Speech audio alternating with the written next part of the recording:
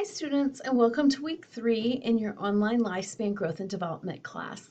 This week we're moving on to chapter 3, which is over the first 2 years of the lifespan. So let's take a look at this week's module.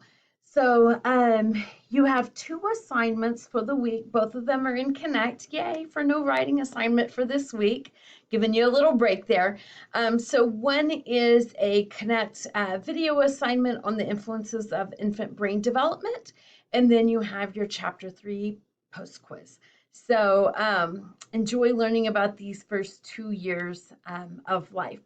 Since this video is pretty short, I'm going to take this opportunity to just go over some pointers on accessing your ebook for this class.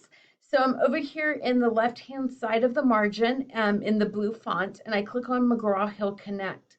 And when you click on that, it'll come to your Connect account. Remember, what we're doing is looking for our books, and then go to your section.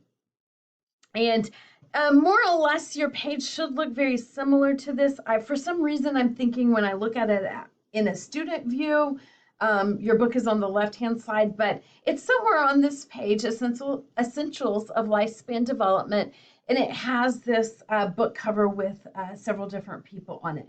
So you'll click on that, and that will take you straight into the reader for your ebook. Now, for some of you, it may not pop up just like it did for me, and that is most likely being caused by a pop-up blocker. So look up top here by the URL, see if you have a pop-up blocker that's showing anywhere. Oftentimes it will appear in a yellow box, and disable that pop-up blocker so that your reader will come up for your ebook. If you don't see that pop-up blocker, but when you click on it, you're not getting the book, what I would do is Google the type of computer or device that you're on and ask Google how to disable pop-up blockers on your particular computer, because every computer can be a little bit different. So that's the easiest way to see your specific remedy for getting that pop-up blocker taken care of.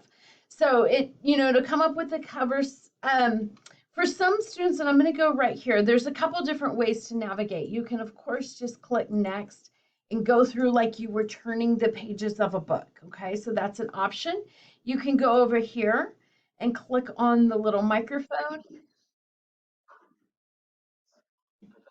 and have it read to you. So that's an option. Or you can click here on the table of contents and then scroll down to the chapter that you're wanting. Let me point this out here. Sometimes when you go to this first set of chapters, it's really just giving you an outline.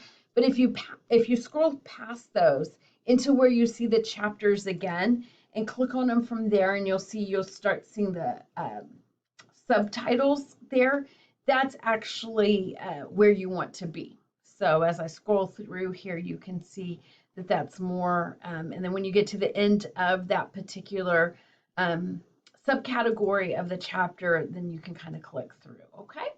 So I hope that helps you if you are having trouble navigating through the ebook. I know sometimes that can be a problem. So hopefully that will help. I'm going back into your modules here, scrolling down to week 3, and just want to remind you that you have these 2 assignments that are due by Sunday, September 17th.